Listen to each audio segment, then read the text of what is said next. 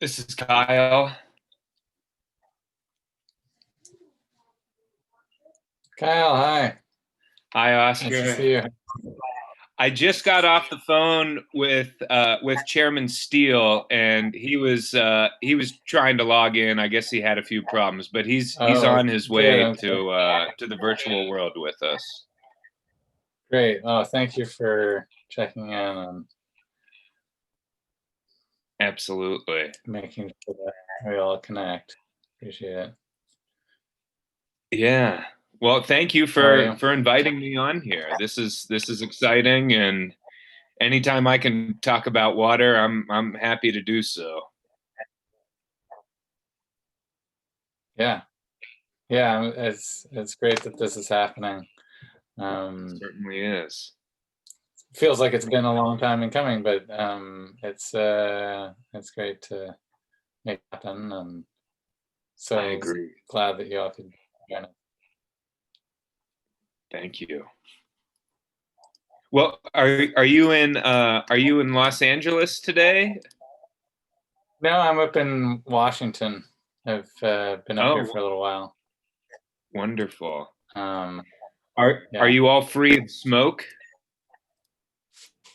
It's cleared up. Yeah, it's been raining enough now that it's kind of drifted away, but it had been a pretty smoky overcast for a while.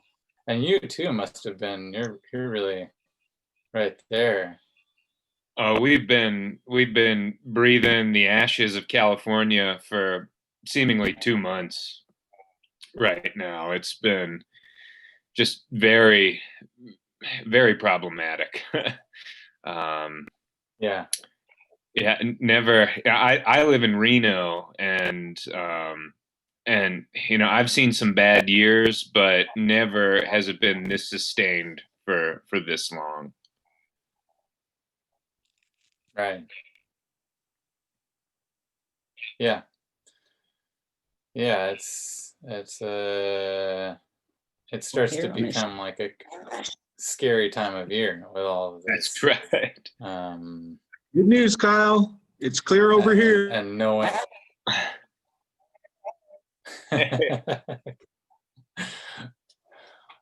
I heard that you all, Delaine and Rick, you all had a close call with the fires over there too.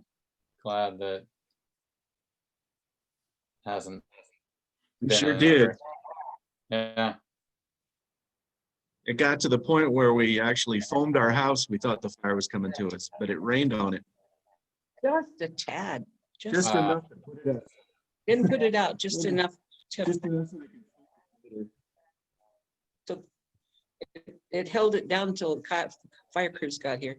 Then they were here for 3 days, so you can pretty much imagine. Wow. We had Go ahead. helicopter, water, and Oh, sorry, Delaine. Go ahead. I'm going to go ahead and start the webinar. And so people will let people start kind of trickling in, but you guys can keep chatting. Great. Okay, we're now live. Great. so we all shut up. I remember I was out there near you around Ely. I don't know if it was last year this time or a couple of years ago, and all the hotels were booked up. I couldn't figure out what it was. And every hotel in town was full. And I asked, and they said, well, it's fire season. It's all the fire crews are out here. And they were out, cutting brush or whatever to do fire suppression. But yeah, it's something that feels really present right now. We've made the mistake of killing all the natural plant life, and all the cheatgrass has moved up into the mountains everywhere. So the cheatgrass is terribly flammable, and nothing eats it or really early in the spring. Right. So it just gets worse all the time.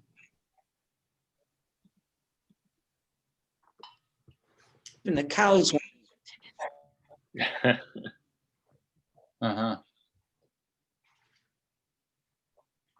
The sheep won't eat it. They eat everything.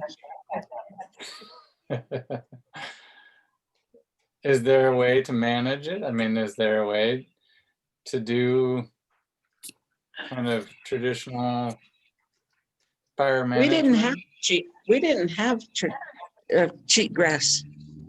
You know, it was something that came in with the cattle ranching. Right. Invasive species. Uh-huh.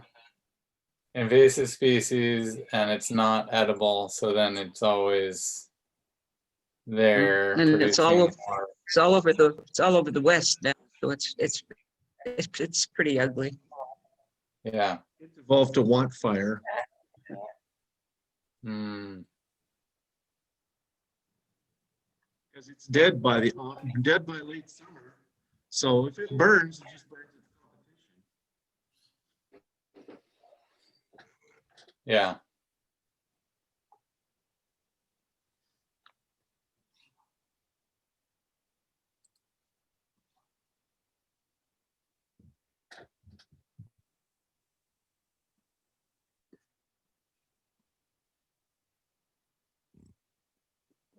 Use much water. Yeah, that's true.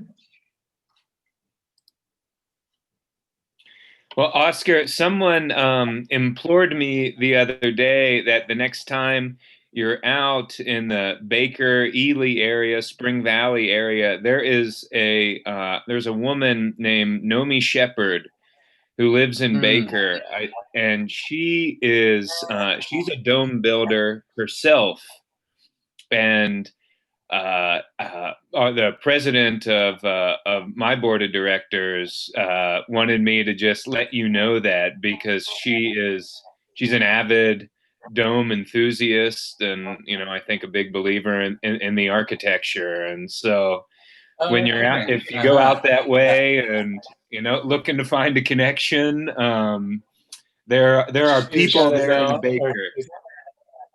Interesting. Oh, that's great. Wow. Plus, she's a good gardener and a really good cook. You like it.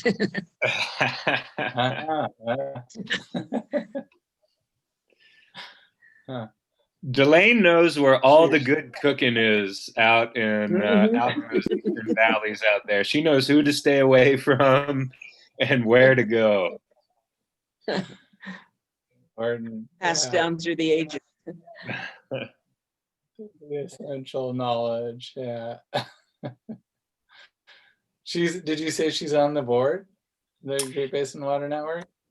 No, she's just friends with the president of our board of directors. But we'd be happy to get you in touch with her for whenever you go out there. Sounds good. Sounds good. Yeah, thank you. Yeah, I've also wanted to be in touch with Monty. Sorry, Monty I'm forgetting Sanford. the name. Monty Sanford. Yeah. Someone I haven't spoken with yet. Well, he's, I speak with him often, and if you need anything, or let me know. But if you reach out to him, he's really good at responding. He lives in like North Fork, Idaho, out in the middle of nowhere. Like the closest town to him is Missoula, and it's a 2-hour drive. Okay. Yeah. And so sometimes his internet gets a little spotty. I know about that. Yeah, we're all kind of in outlying areas of internet feasibility. One of the many benefits of living in a rural area.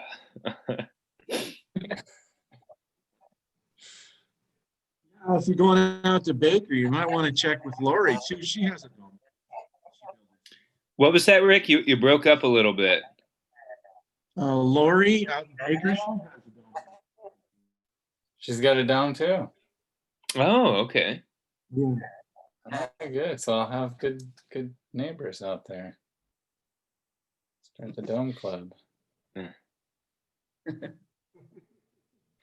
That was a hole in the ground. Oh.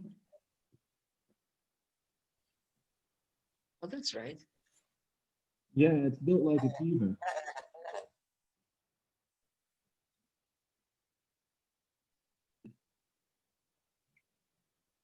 I don't know, maybe a picture. Hmm.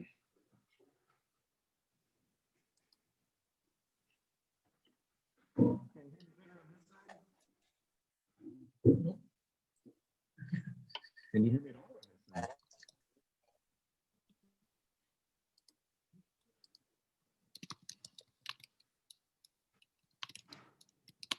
Move over.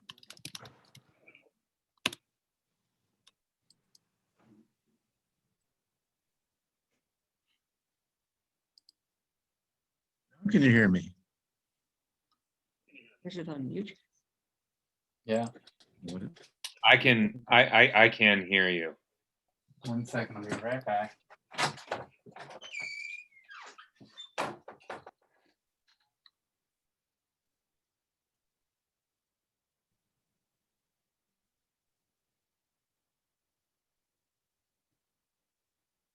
Now's our chance to talk about him. Well, I'm looking forward to seeing you guys in the next couple of days. I got a lot of tomatoes for you, Delaine, and some lettuce, and maybe even a cucumber and some peppers. Hmm.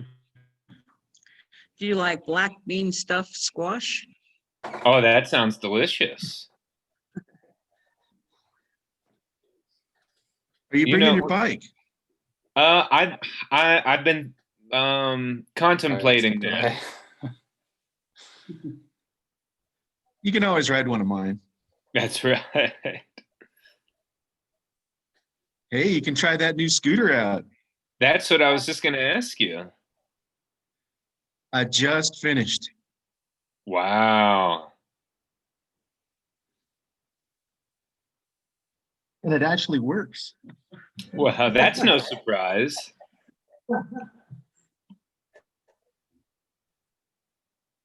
What is the time? Does this have the time on there anywhere? I don't know, but Oh, here.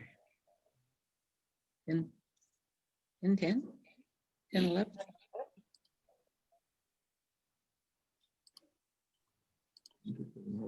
Oscar, I'll let you kind of lead and I'm gonna go ahead and hop off. Oh, Chairman Steele's on the call. Oh, okay. We can't hear him. Let's see.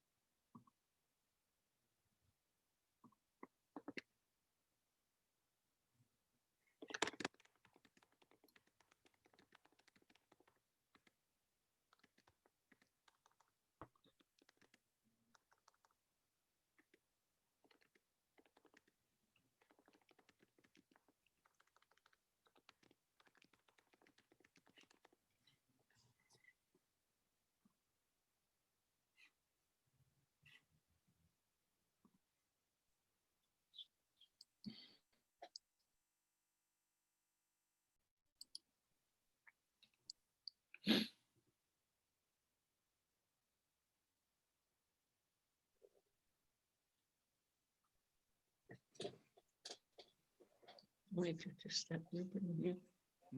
Just Rupert. Well,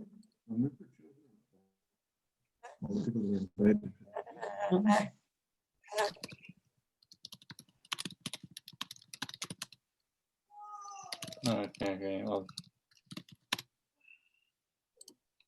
thank you everyone for joining us. Get started in a few minutes.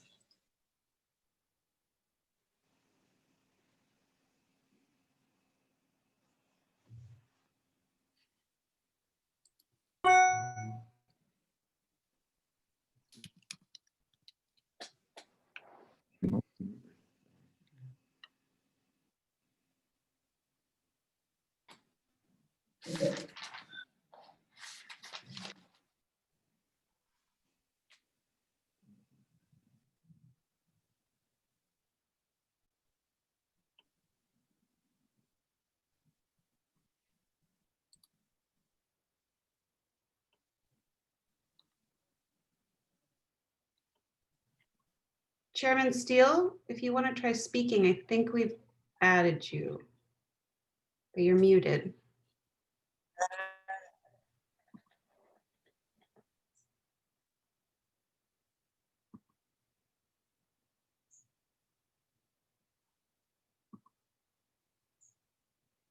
Okay, I can add him. There.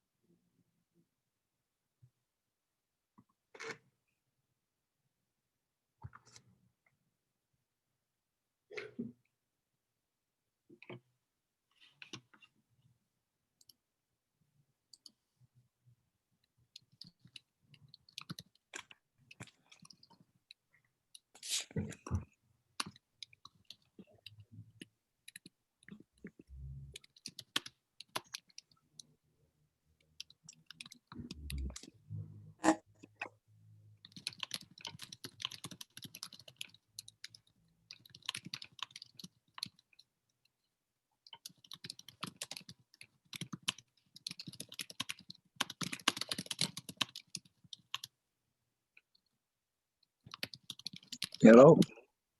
Oh, perfect. Hey, Rupert. Oh, Hello. hi, Rupert. Hello. Hi, Rupert. Hello, Chairman Steele. Can you hear me? Wonderful that everyone is able to join us. Thank you all for being here this morning. I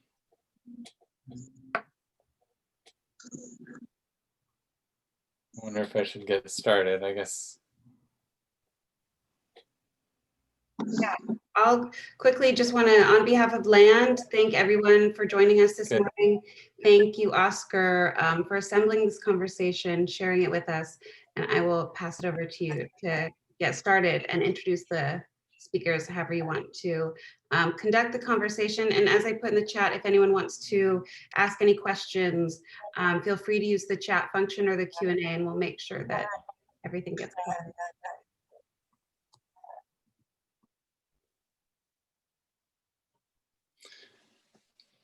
Great. Thank you, Laura. And thank everyone for being here and joining us. This is really, for me, a great honor to welcome our guests today and to really tell the story of Spring Valley and the Shoshone Cedars. It's a really special, sacred place for all of us who are familiar with it, really. And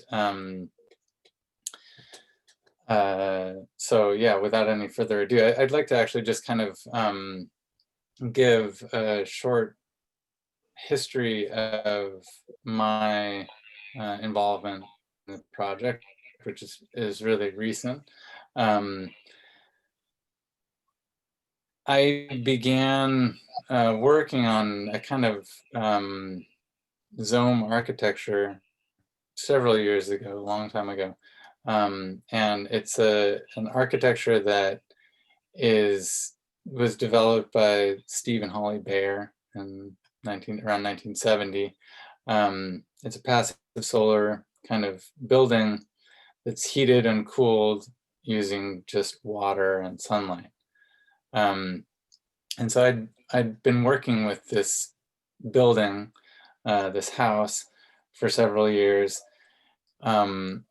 It's originally based in Corrales, New Mexico, near Albuquerque. And as I was working on it, I built my own version of this building. Didn't really have a site for it. I was looking for a location. And around this time, I was spending time in the Great Basin, which is the high desert between Nevada and Utah. It's a really unique kind of island ecosystem that rises out of the Great Salt Lake. And although the Great Basin is dry and very arid with not very much rainfall, it sits on top of, I guess, the remnants of an ancient ocean. So it's an ecosystem that's surprisingly green and verdant. There are wild horses, antelope, elk, as well as turtles and birds of all kinds. It's really quite amazing. And in addition to that, it's the home of the bristlecone pine, the oldest organisms on the planet, and a unique group, a unique forest of trees known as the Shoshone cedars or the swamp cedars or basawabi in the Shoshone language. And these trees depend on an ancient, this ancient water underground, the vast subterranean aquifers underneath the Great Basin. There's plenty of water there to sustain the life in this place, but most of it's invisible.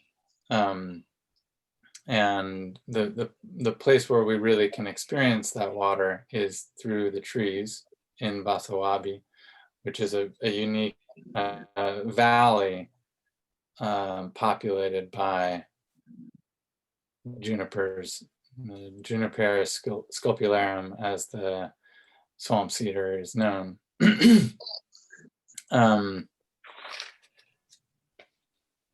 So that's how I came to this place a couple of years ago, just discovering the natural beauty of the Great Basin, and also understanding that, like Corrales, New Mexico, it is at that same altitude, same temperature condition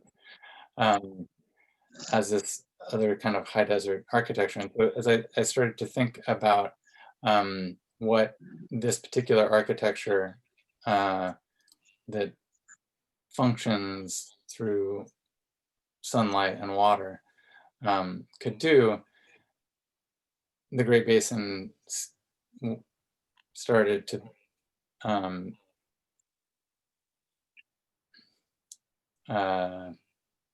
seem the natural place for a structure of this kind. A way to make the natural cycles of water and light visible in a building. There's so much more about this story that I hope that we'll get into now. That's just my introduction. And as I started to understand more about the significance of the water in Basawabi, in this place, it is a story that is thousands of years old, really. And so in order to understand it, we need to have an understanding of how this place was traditionally used by the Shoshone and Goshute people who have lived there since the time. and the threats to that groundwater that are currently posed by the development of Las Vegas. So I'd like to introduce my guests now. I'm really thrilled to have you all here with me. Kyle Roerink is the executive director of the Great Basin Water Network.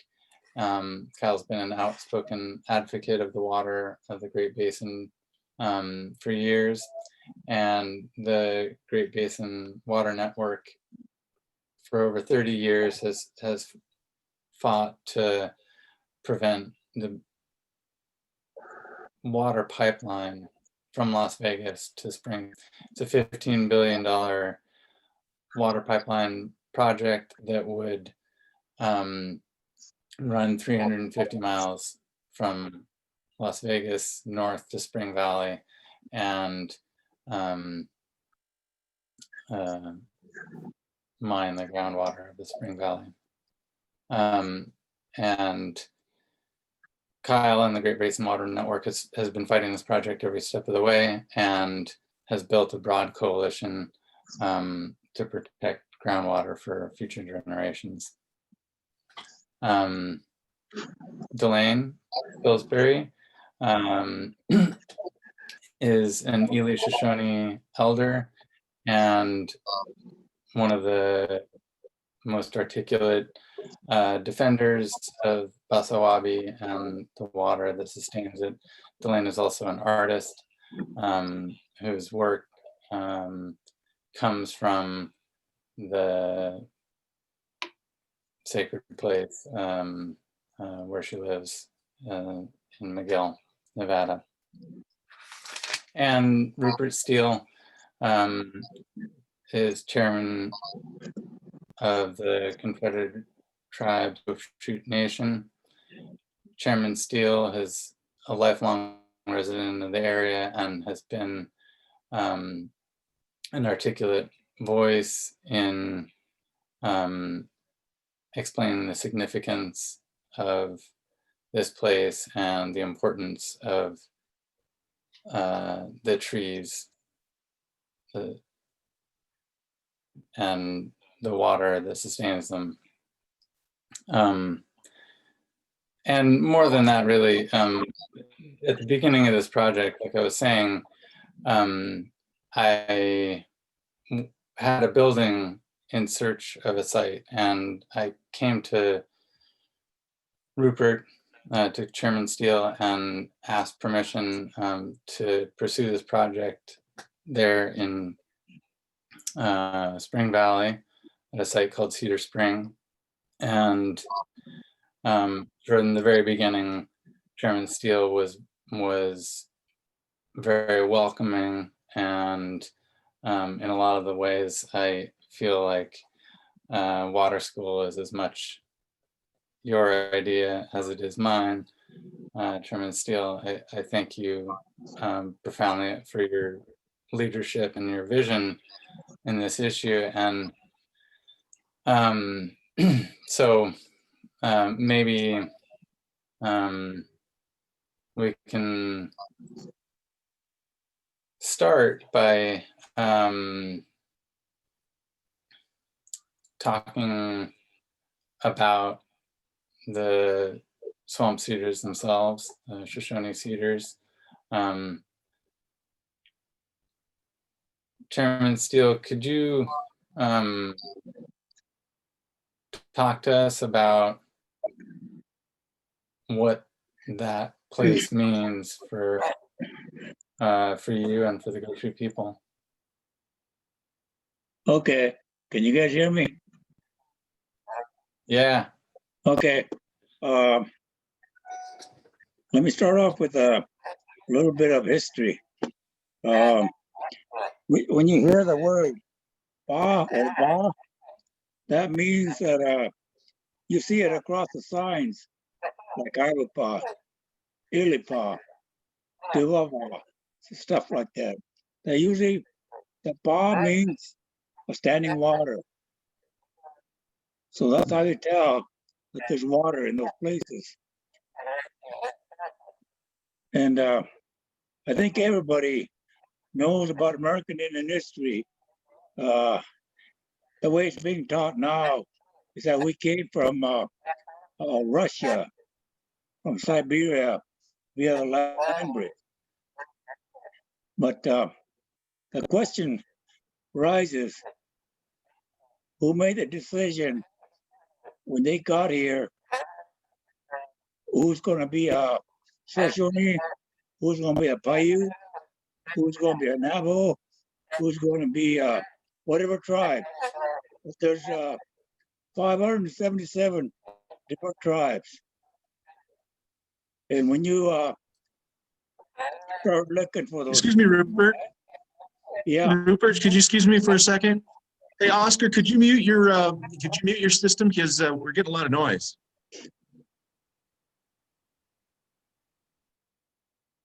Good. Go ahead, Rupert. Sorry. okay.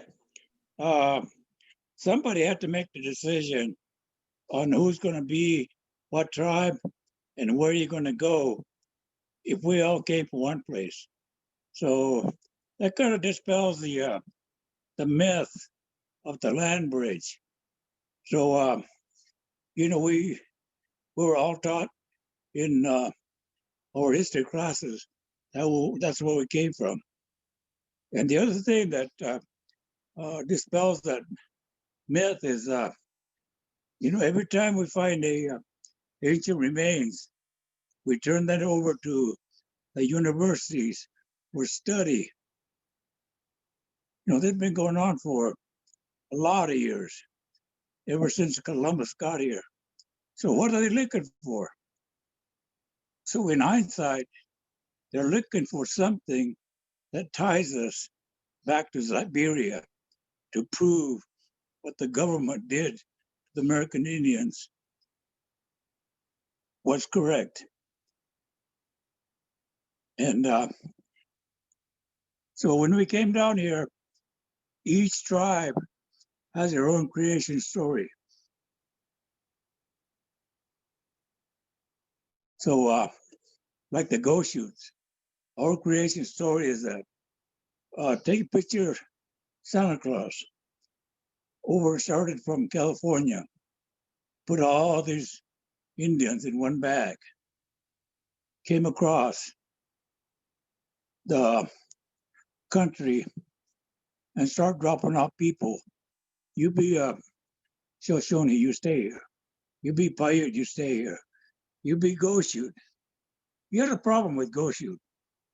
And it was such a place where he thought that would require a person who could survive out here. So he looked into his bag.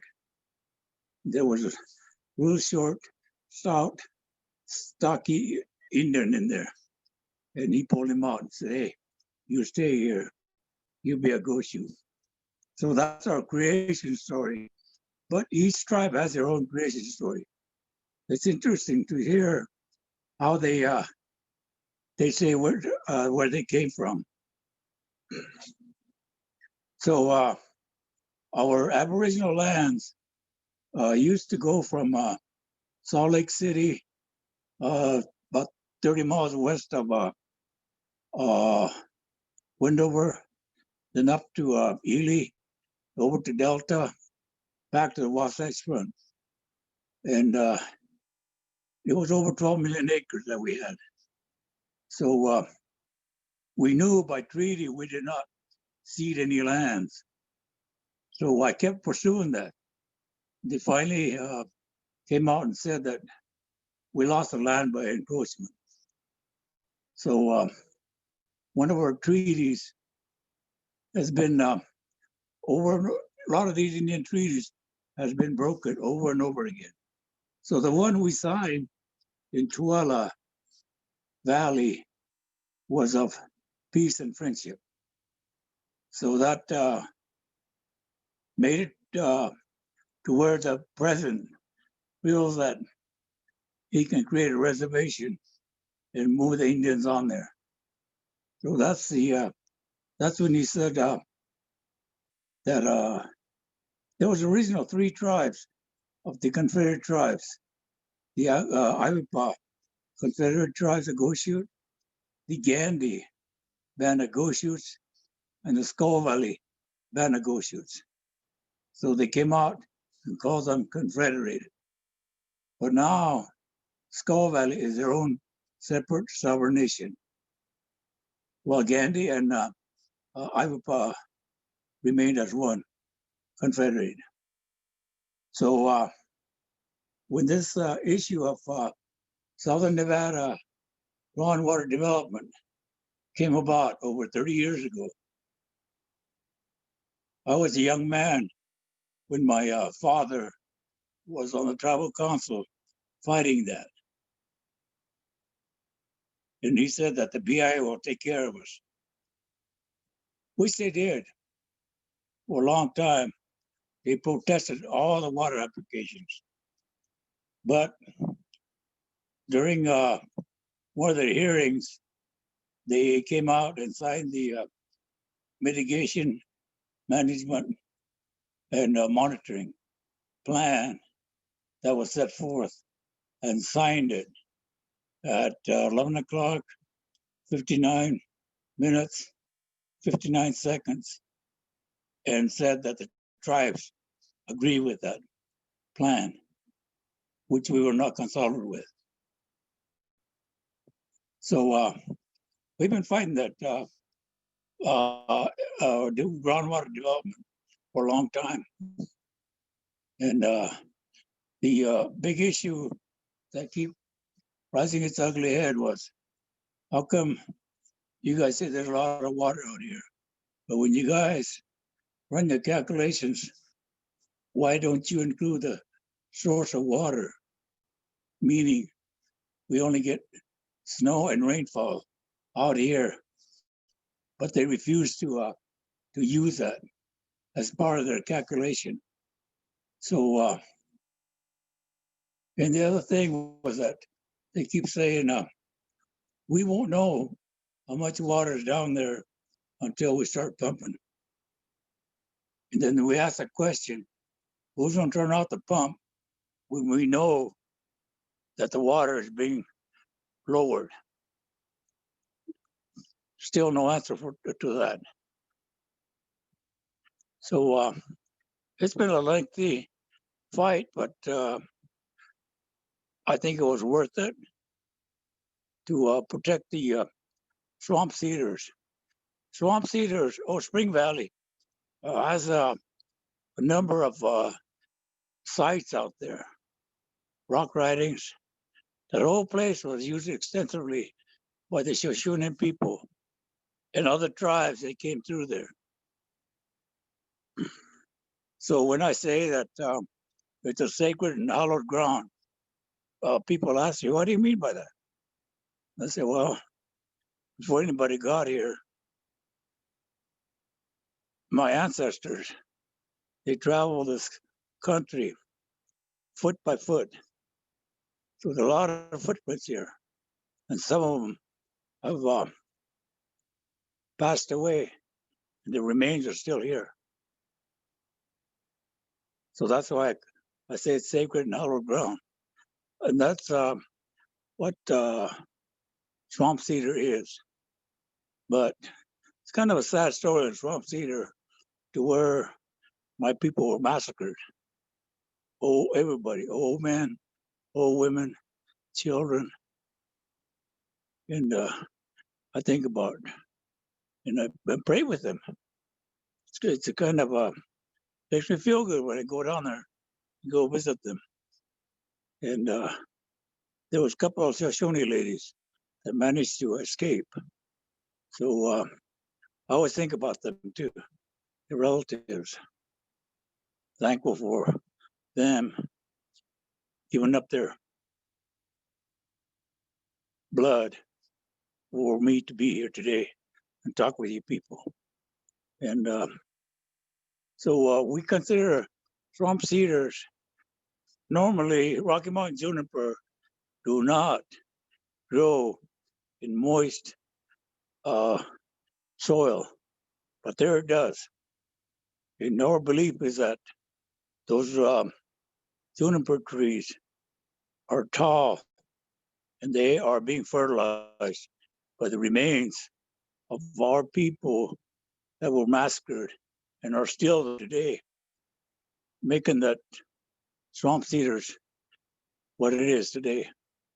And we fought that, keep that in place as an educational tool for our young people who are yet coming, to tell them what had happened. I know a lot of people don't like to tell the people about what the federal government did to the American Indians. You know, we've gone through genocide. You know, they try to get rid of us. Subjugation, assimilation, and now reservations. So I'm proud to say that we are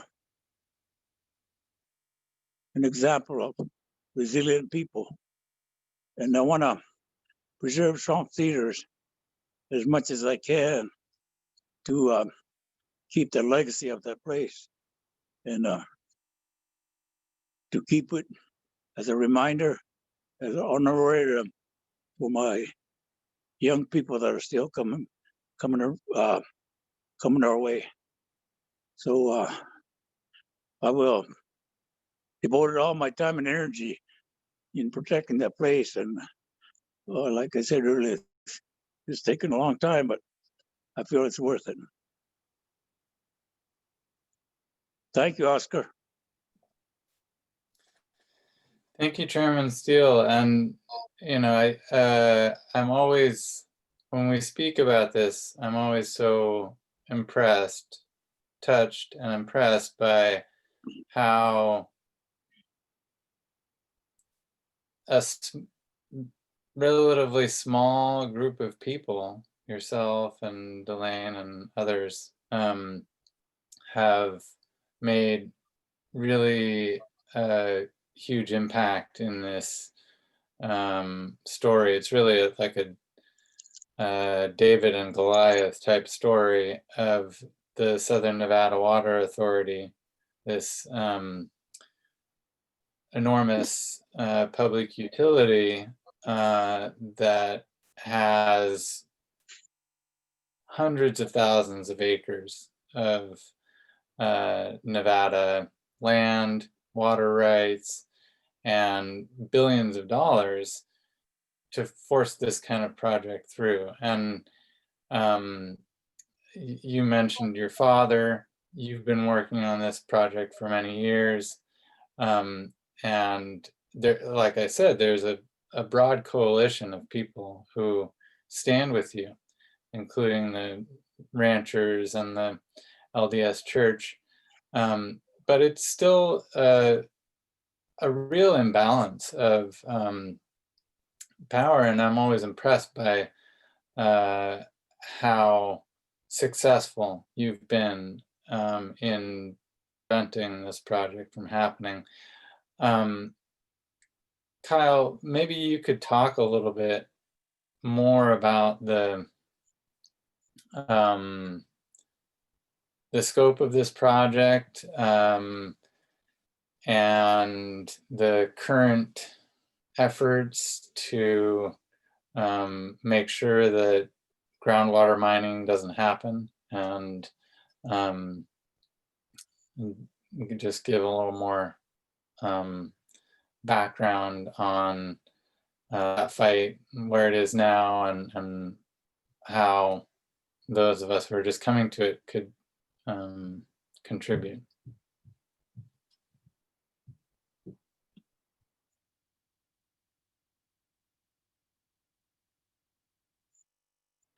Sorry about that. Thank you, Oscar. Thank you, Chairman Steele, and thank you, Delaine. And before I talk a little bit about the project, I just want to recognize how much those two have sacrificed over the years, whether it's their time and their energy and their resources. It's just so emblematic of selflessness, and I also just want to recognize that those lands that are now homes to farms and ranches and national parks and federal lands, they're stolen lands. And when I'm out that way, I do view it as a great privilege to be out there. And I've been lucky to have learned about the true histories from folks like Delaine and Rupert. And so I just wanted to acknowledge that and recognize that. And I think, let's take a step back and look at the Las Vegas pipeline fight that started in 1989. Southern Nevada Water Authority, or Sunwa as we call them. What that really means is they're the people who provide water to Las Vegas, to the big casinos, to the golf courses, and to all the homes and residential development out there. And in 1989, a couple officials, in conjunction with big banks and home developers and politicians, realized that the Colorado River isn't what it was projected to be via the 1922 Colorado River Compact, which, as we know now, is a deeply flawed compact. But they realized that they needed more water, and so they looked northward to these valleys right along the Nevada-Utah border. And as was mentioned earlier, these valleys are on top of what we call the carbonate aquifer, and these are Ice Age era water supplies that have remained since Lake Bonneville essentially subsided. And what we know of Lake Bonneville today is the Great Salt Lake. And a lot of the water in the area that we're talking about still flows underground to the Great Salt Lake. And I can talk about that later. But anyways, so they started going out there and they were filing for groundwater. That's mostly what we're talking about here. They were buying up ranches, spending tens of millions of dollars buying up ranches, trying to kick out ranchers and farmers. And so then it just, that ultimately led to a process where, they needed Congress to get things done. They needed state lawmakers to get things done. They needed regulators to get it done. And what ultimately happened was a coalition of folks saw what was happening. They knew it was going to be a giant water grab, and they banded together to fight this thing. And for a little more history, prior to the SNWA's water grab, there was this big proposal for a whole underground network missile transportation system called the MX Missile Project. And so a lot of these interests in eastern Nevada and western Utah had kind of banded together to stop that. And they ultimately did. And through that process, the military had dug all these well sites. And so they realized how much water was there, and that kind of became public.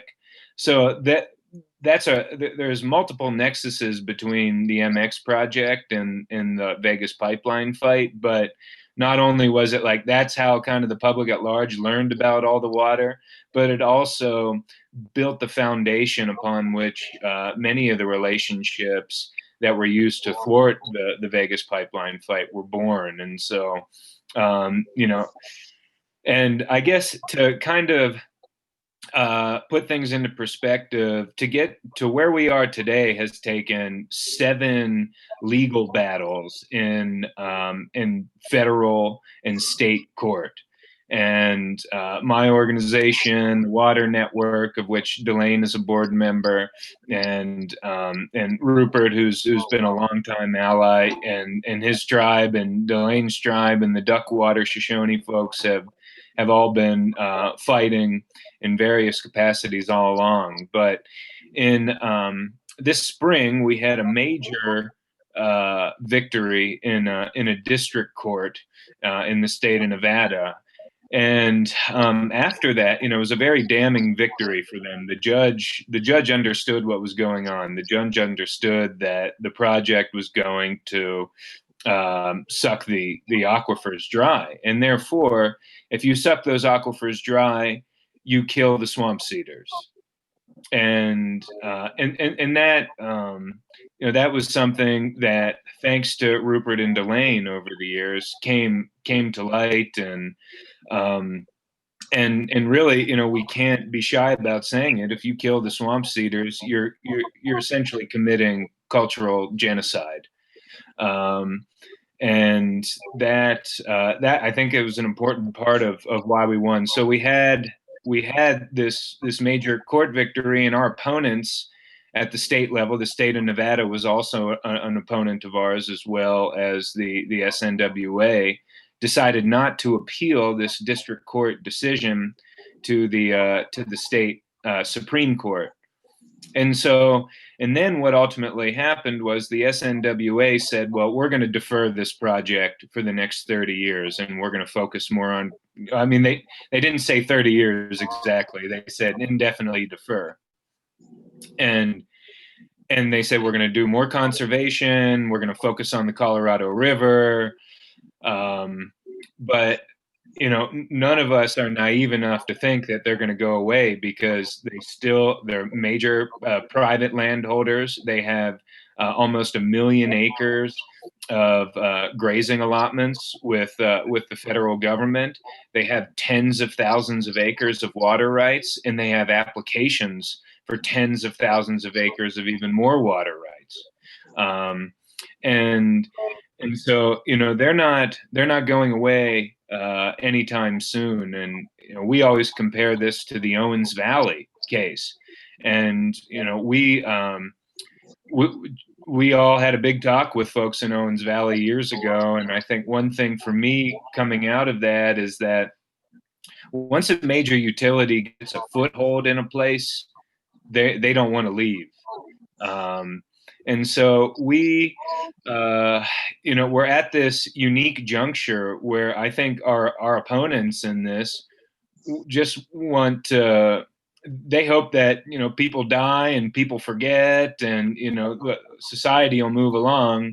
And then whenever the Colorado River is running at a trickle, they'll be able to, do things like change the laws that help provide us with a victory, and then go in, grab the water, all things, detrimental to us, be damned, because, at the end of the day, the same big banks, the same big real estate developers, and the same types of politicians will likely still exist in Las Vegas. And so, now we're at this unique juncture where we're working with Chairman Steele and Delaine and the other tribes on trying to provide long-term protections so that no matter what, Basawabi remains. And that's kind of my brief overview, and thank you for providing me with the opportunity to share, Oscar. Thank you, Kyle. That was really informative. And you touch on Basawabi as Chairman Steele did as well. And as I mentioned, it's really a place, I think, for all of us who've been there, that has an incredible spiritual significance that you can feel when you're there. It's really a unique landscape. It's a culturally unique landscape that we'll talk about a little bit more, but it's really a place unlike any other place I've been. And I've been really affected by the stories of that place, and I wonder, Delaine, if you could speak a little bit about what that means to you.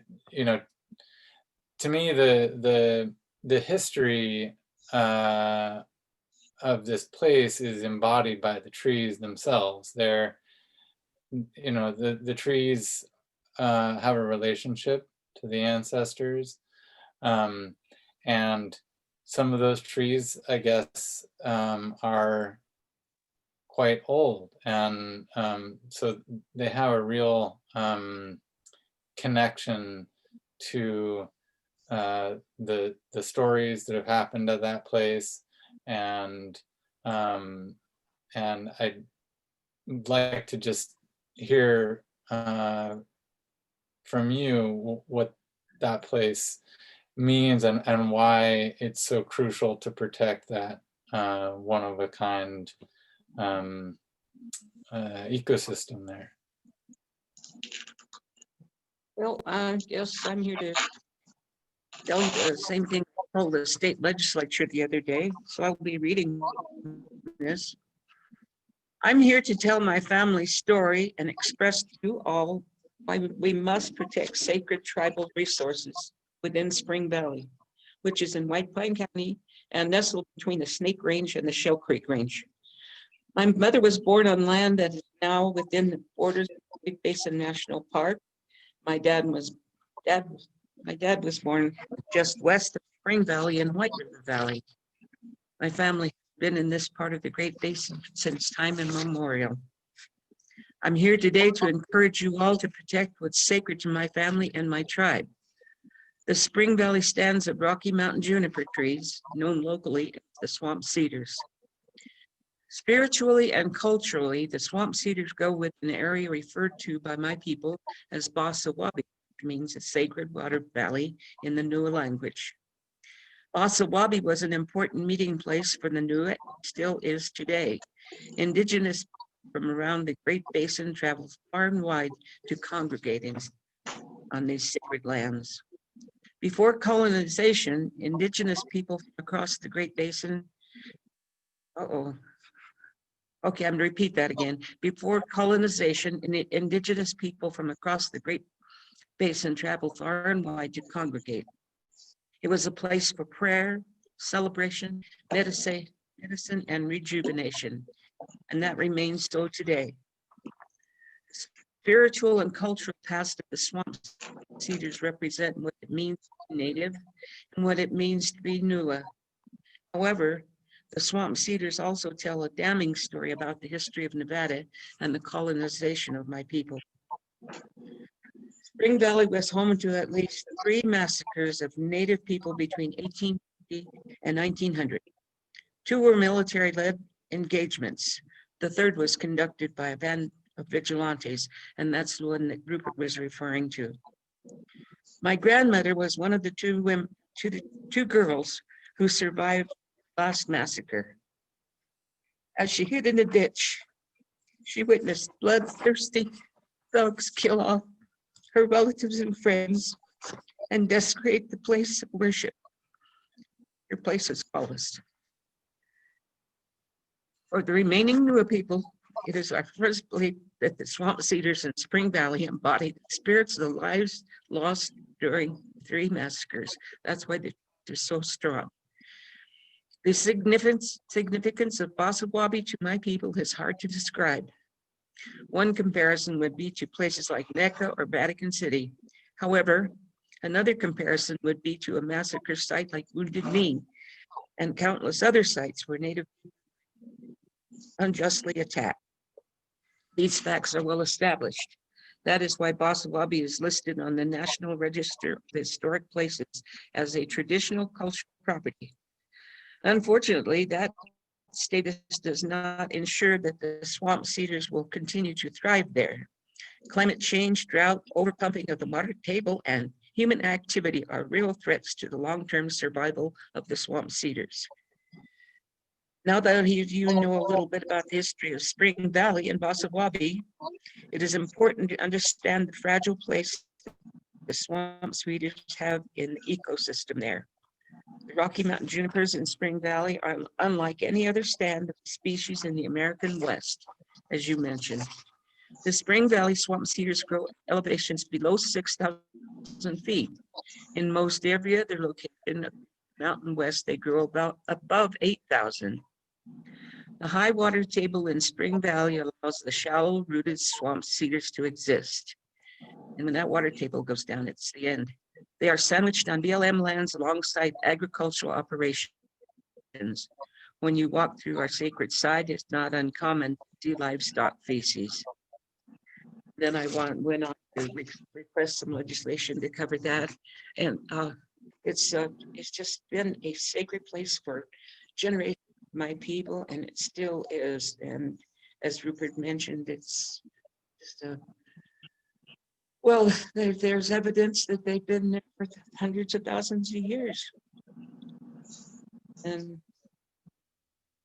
thousands. that was a little overkill on that one.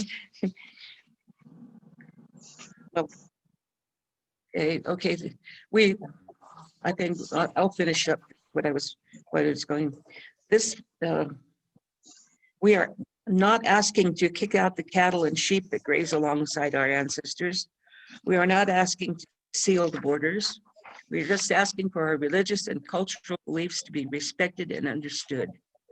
Our identity as Native peoples is inextricably tied to Bosawabi and the swamp cedars.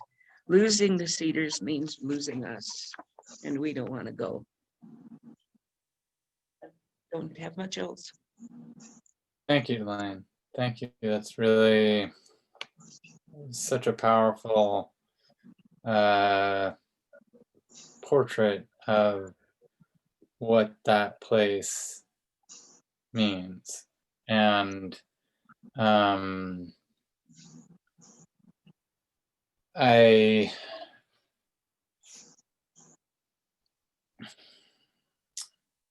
there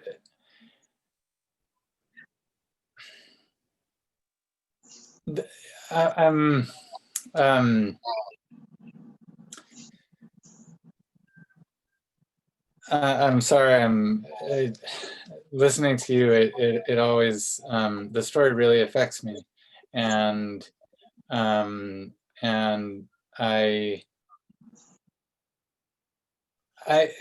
it's strange because I understand that this isn't a story that a lot of people know. It's a story that that unfortunately hasn't been taught well enough in our education.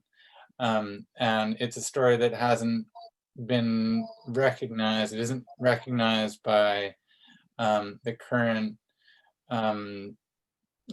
government entities that deal with this landscape. But it's also something that isn't recognized, that we have a hard time recognizing these trees and this place as really a monument, right? Like you were speaking about the Vatican and Arlington National Cemetery, and there's no marker there at Bosawabi, as far as I know, that explains the significance, or there's no statue and there's no memorial there on the site. But what's there is the trees themselves, and the trees themselves have this real power in them, and I don't know if there's real clear answer to this, but I wonder if, for you, as an artist, what does it mean to look at that tree or to be with those trees, and how can we appreciate those trees as the monuments that they are. I don't know if that makes sense, but Well, let me just back up a little bit. My mother and my dad were both orphans, and they were picked up and sent off to the Indian school at Nevada when they were little kids. And so, and they were trying to take the Indian out of the Indian kids. And so when I was growing up, they spoke very little about Passamaquoddy, and it took a long time for me to be able to get the story from them and my other relatives. So that's why it isn't known to the general public. But we are working on it. There's a group of us, including 5 agencies, who are working on putting up a kiosk in Spring Valley, just south of Passamaquoddy, pull their vehicles in there. And I don't expect we'll have that until next summer, but there's the Great Basin National Heritage Area and represented, and the wind farm is helping us and that sort of thing. So I think once we get that up, we'll at least begin to teach the general public happening. And I think that's all I have to say about that.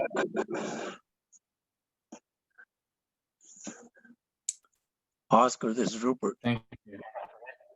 Thank you. Yes, Rupert. Those trees, they're just like all of us. The water there is being refreshed through the veins of those trees that are growing there. So if they lower that water, it's going to stop that water from feeding the veins of those trees, just like the blood in our bodies. It's the same thing that spiritual way, it affects us. So when I go down there and talk with them, I'm talking to my relatives in a way that, I go there in a good way. I'm not there to raise heck with them or offend them. And I ask them to watch over me, wherever I go. So spiritually, I ask them for that help because they gave their life and blood for us to be here. So that's how important those trees are to us.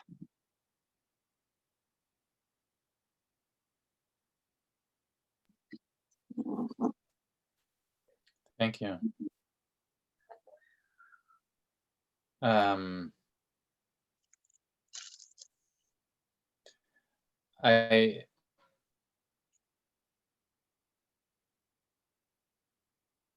When I hear you speak about the Passamaquoddy, I also wonder, knowing that it's a very unique place, that like we said, these trees really don't grow anywhere else in the world. They grow higher in the mountains, actually in locations all over the world, but they don't grow in these valleys. And here in Spring Valley, you have this one small group of trees that grows in this one place, and I can't help but wonder: was this population there and cared for by the Niue people intentionally? Was that place created by ancestors of Goshute and Shoshone people and cared for and cultivated like a garden? I mean, was it created for that reason?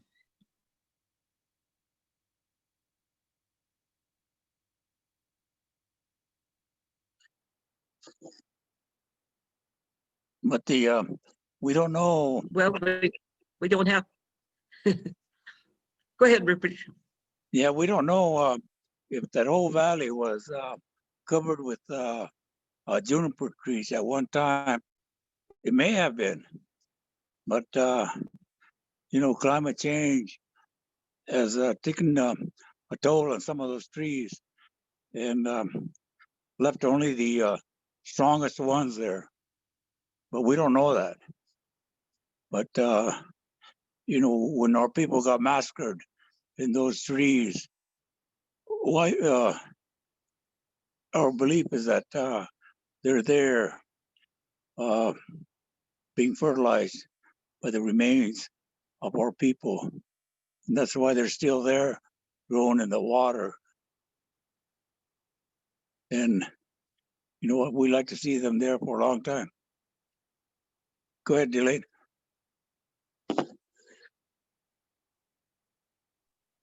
Well, I was just going to point out that there was no written history, but it's a record that we've been around here for close to 10,000 years.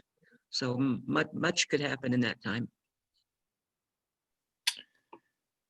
Oscar, if I may jump in and just add one little thing and expound on what Delaine and Rupert have said. When you're in Spring Valley, you can understand why it was a place where people from all over that region would go, because especially before colonization, there was water available, and there were grasses available and other flora available. You go in there with Delaine, and she'll tell you about the wild asparagus that once grew in there, and other plant life that provided nourishment. And I think it's important to mention that, just because it's so easy to understand why Native people would have been targeted there ultimately, because it just makes so much sense to me that it would be a place of celebration, of healing, of prayer, because of its abundance of resources prior to colonization.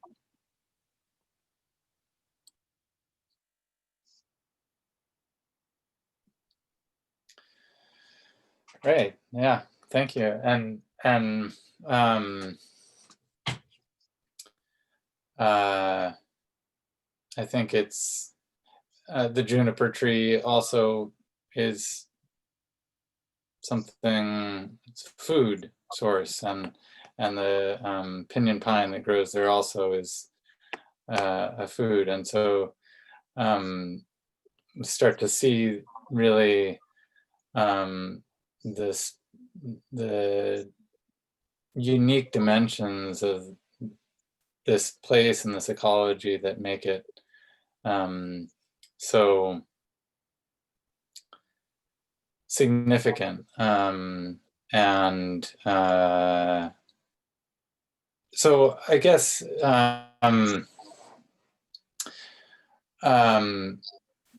one thing that I'd like to ask of all of you is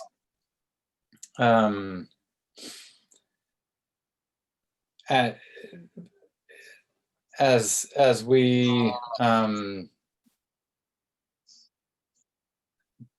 work to protect this place and to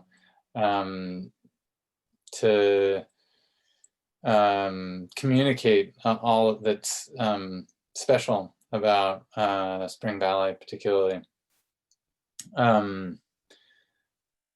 My hope is that the water school, in whatever form, when I am able to build something there, is really a place that will bring people there in a respectful way to learn about the place, but that also really should contribute to the ongoing efforts to protect and learn about Basawabi.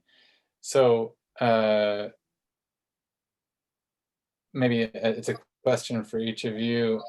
What would what could a water school be there in Spring Valley at Cedar Spring, and what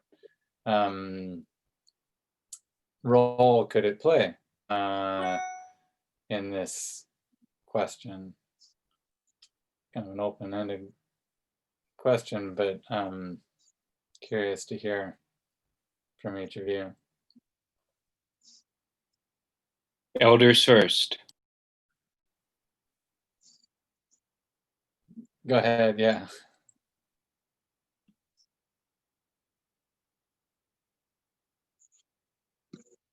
Kyle, sorry. Oh, I was gonna, Delaine here. yeah, go ahead, Delaine or Rupert. Please. Now I got all screwed up. I'm going away.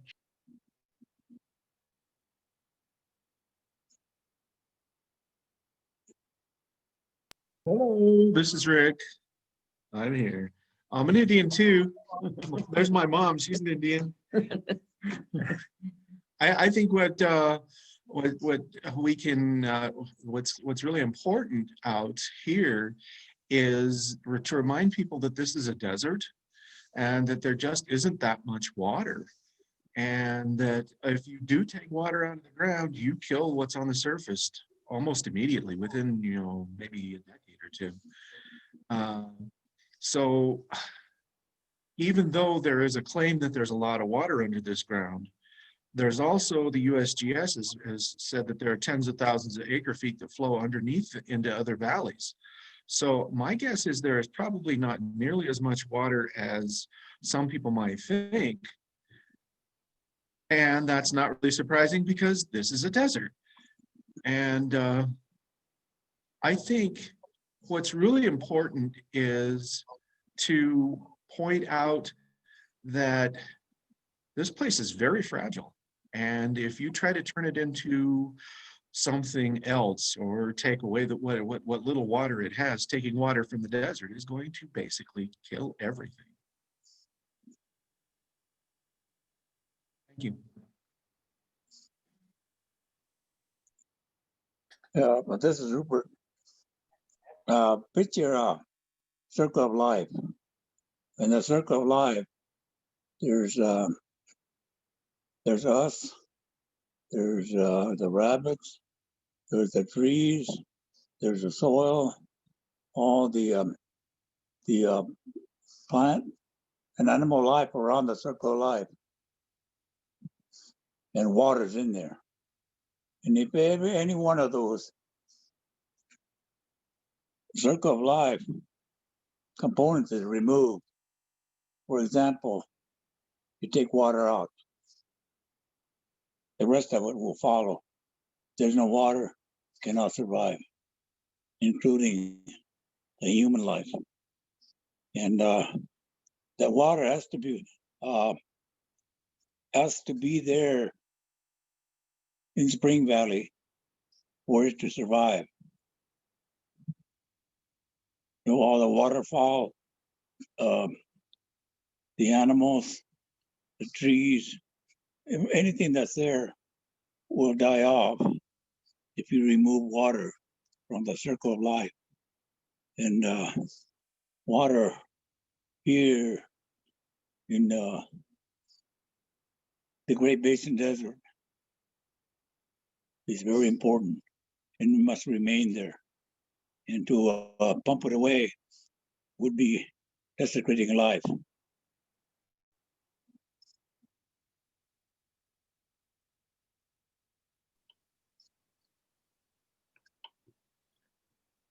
Thank you. If I were to add to what Rick and Chairman Steele said, I often think about giving and taking, and I look at it as Rupert, Delaine, and Rick. They've given me so much, and that implies that I'm taking from them, and it's more in this case something cognitive and thought provoking. What I'm taking, but then what do I give back? And so for example, if I'm at the Cedars with them, I'm giving water to the cedars, and I'm offering thanks for what I'm taking in there as just a non-native man who does find great significance there. But then I apply that give and take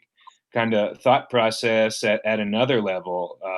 When I think about things like sprawl development and in metropolitan areas, or areas that want to become a metropolitan area, we're currently fighting, and the Great Basin Water Network. That's Delaine and Rick and Chairman Steele on behalf of the Goshute people. We're fighting another pipeline right on the other side of Great Basin National Park. So on the west side we have Spring Valley, but now on the east side we got a pipeline that would go from Cedar City to some valleys real close to the park, and they want to take that water to grow unfettered for green lawns in the deserts and the high deserts of Cedar City. And so it's all these people who just want to take, and they don't want to give anything back. And I think what Water School could do is help people understand what the real benefits that we will get for generations to come when we think more about giving rather than taking. Now, convincing real estate developers and water officials and other hucksters and in a region that only cares about economic growth is a difficult thing to do. But I think there's hope for humanity in the long run, and I think that give and take is important. Thank you, Kyle. Yeah.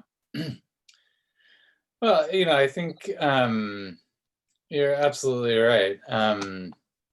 That it's time for us to think about giving back, and also thinking about, I think that unfortunately in the past we've often fallen into the trap of thinking that there's that there are resources that can be expendable, that that this land in the desert isn't really useful for anyone, and we can just take what we need from it to build a city. And what I have learned in my time going there to Spring Valley is really that it's the center of the world. It's the center of that world. There is the water, and it's just as vital there as anywhere else, certainly as the other uses that are proposed for it.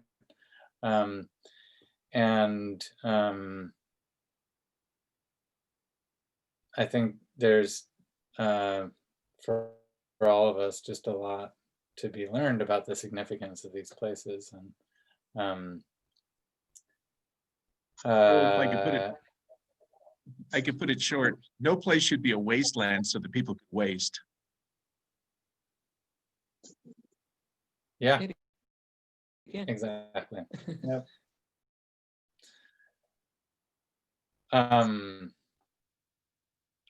Well, I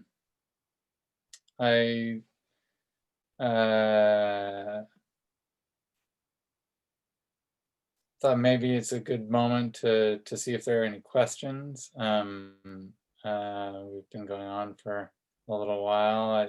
I think we're a small group, but if there are any questions, please feel welcome to type something in the chat box there. And of course, there's much more information about all of this on the website of the Great Basin Water Network. And there's just a wealth of great information out there. As Kyle referred to, the struggle against this process is ongoing, and there's constantly news in this fight. So I encourage anyone to educate themselves that way. And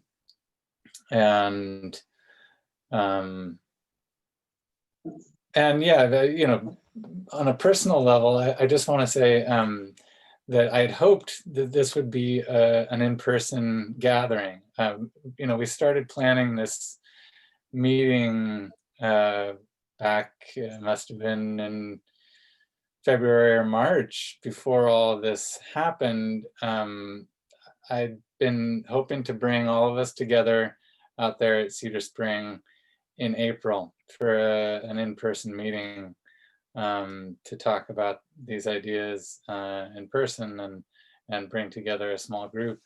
And of course, the pandemic and everything else had other plans. But I still hope that at some point we'll be able to have a in-person version of this meeting. And in any case, just really glad that we have managed to connect in this way, and certainly won't be the end of this for me. It's still really at the beginning of thinking about how we can give back to the water of Spring Valley that's given us all so much. So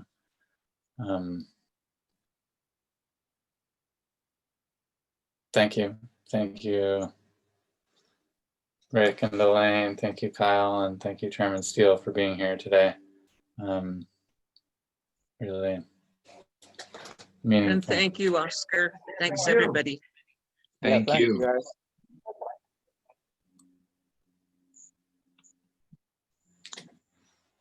And Thanks, everybody. thanks to Land and to Laura for hosting us. And we'll be putting this up on the website of Water School that's just about to launch. We'll have this conversation, another recent conversation that we did about the water around Los Angeles and Owens Valley, and we'll be following up with further events and conversations on that website soon. So stay tuned. Wonderful. Thanks so much, everybody. Thank you, Laura, for setting everything up. Of course. Thank you guys for being here.